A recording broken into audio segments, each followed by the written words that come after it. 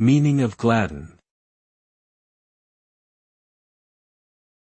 Gladden. Gladden. Gladden. Gladden. The word gladden means to make someone feel happy or joyful. It can refer to an action or emotion that brings about a sense of pleasure or contentment. The act of gladdening can take many forms, such as giving a gift, providing words of encouragement, or simply being present for someone who needs support.